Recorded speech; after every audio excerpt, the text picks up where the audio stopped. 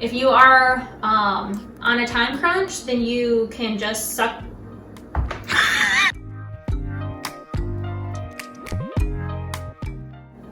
Hey everybody, welcome back to another video. So I went to the grocery store this weekend and they were out of milk. So I'm improvising for this video and I'm going to make my own cashew milk, my own almond milk, and my own oat milk. So for each of these milks, they are treated a little bit differently. The cashew milk and the almond milk, the nuts have to soak a little bit.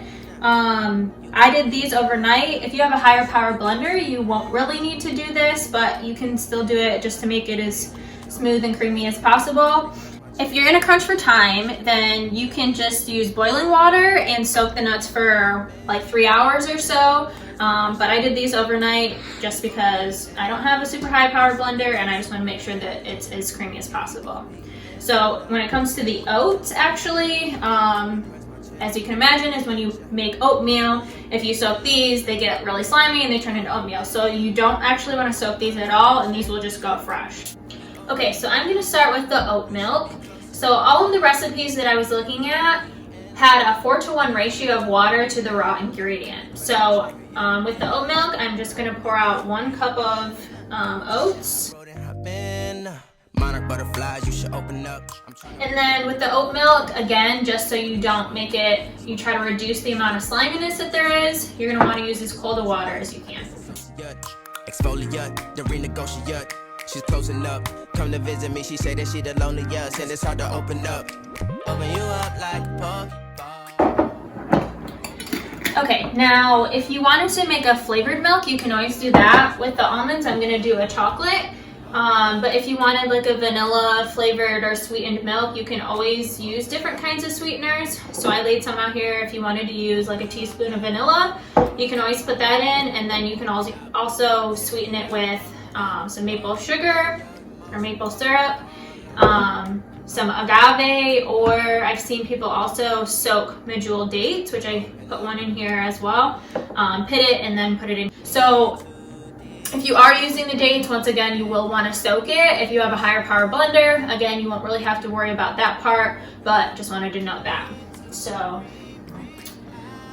I'm gonna make this one obviously unsweetened because I'll make the other ones sweetened. We should be closer than friends. Okay, so now for the fun part.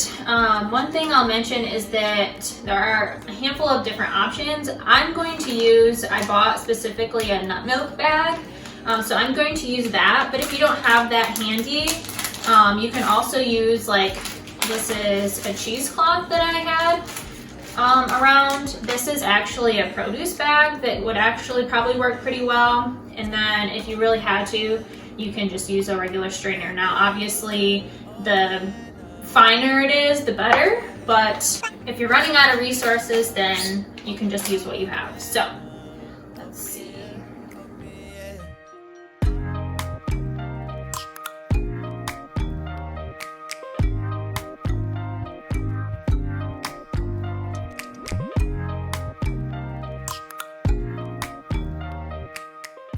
All right, now you just want to squeeze it out.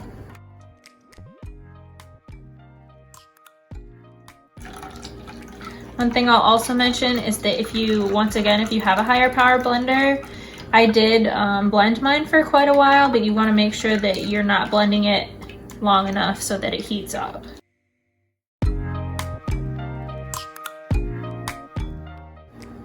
All right, I think that is most of it. So now what you have left is obviously some oatmeal pulp, I guess you could say. So you can definitely make like muffins and that kind of stuff with the residue that's left over here. Definitely don't throw it away, obviously. We want to make sure that we're making use of everything.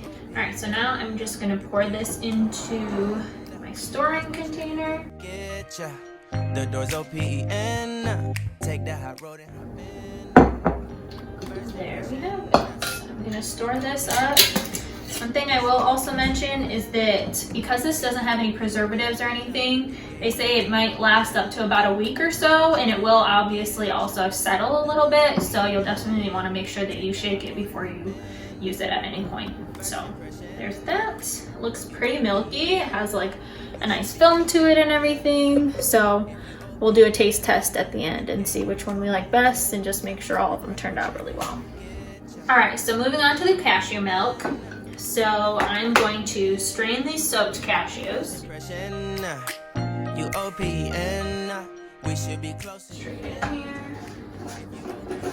I only did a half a cup of cashews as well as a half a cup of almonds. So whereas I did a 4-to-1 ratio with the oat milk, I'm still gonna do a 4-to-1 ratio, so I'm only gonna put 2 cups of water into this one, but we don't need a ton of milk, so, and this is just kind of an experiment, so that's what we decided to do. So we're gonna make a sweetened vanilla cashew milk with this one. So I'm just gonna use a teaspoon of vanilla here. And then I'm actually going to do some maple syrup to sweeten it. So I'm gonna do 2 teaspoons. It's actually good for just 2 cups of milk. As far as the temperature of the water on this one doesn't matter, so. Open up. Need to deep breathe, heart and complication. So on average, you're gonna wanna spend about 30 seconds to a minute, depending on your blender, and then check it. So we'll do the same thing. Open up. You OPN, bitch, you won't BBM. We should be closer than friends. If you OPN, engaging you's on my agenda. Request my chariot to get ya. The door's OPN. Take that. Alright, so this one's taking a little bit longer. It looks like there's a little bit more pulp in the bottom here, but it'll take a minute just to get some catharsis out of it. Pandemic stress relief. Okay, that should do it. If you haven't used cashews in your cooking before or your baking, it does obviously lend itself to a very creamy outcome. So this one is probably going to be as close to cow's milk as possible. As you can see, it's much more frothy than the oat milk, and it looks super thick too. So, all right, so last up is the almond milk. I chose this one last because I am going to make it a chocolate version. As you can see, my almonds are shelled. No, that's not the word I'm looking for. They have their skins on them. So I did blanch one myself, and I thought that after I soaked these, the skin may come off pretty easily. But it doesn't, and ain't nobody got time for that, so I'm just gonna leave them as is, and it's gonna be chocolate anyways. So I don't think it'll matter too much, plus it's a little bit extra fiber, I'm pretty sure, so we'll just count it as a win there. So I'm going to strain these again. First impression, you OPN. Now obviously I'm going to sweeten this again. I'm going to actually use agave this time because we used maple syrup last time. The door's OPN. Take that hot road and hop in. First impression. And then I'm going to do a shy tablespoon of cocoa powder.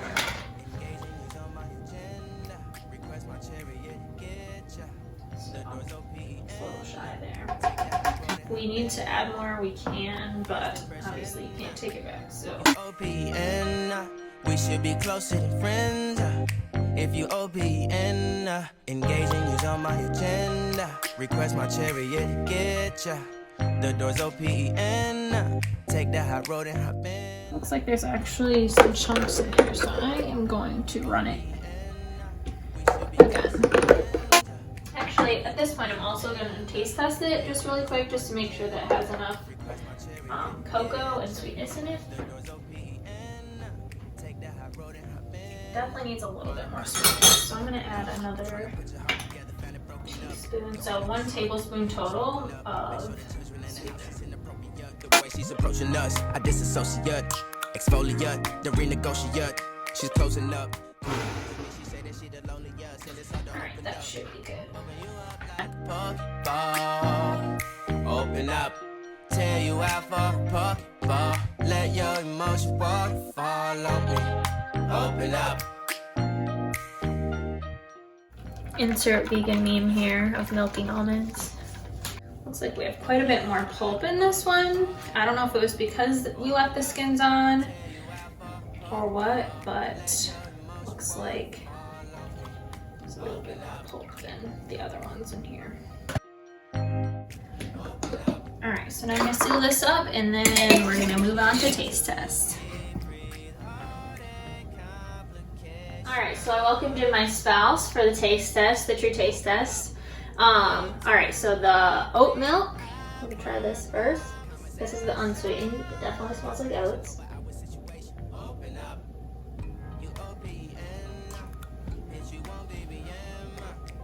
Let's kick that puppy back. Definitely tastes like oats, 100%. Yeah, it's definitely oat milk. Yeah. But definitely tastes like authentic, I guess you could say, when you obviously buy it at the store. It has a lot more preservatives and everything in it. But anyways, we'll compare it to the cashew milk. Has vanilla and a sweetener in it. That one's good. It's a little bit more creamy. Obviously has a sweetener in it too, so That one's good. by itself it's going to be a little bit better too. And then this is the almond chocolate milk.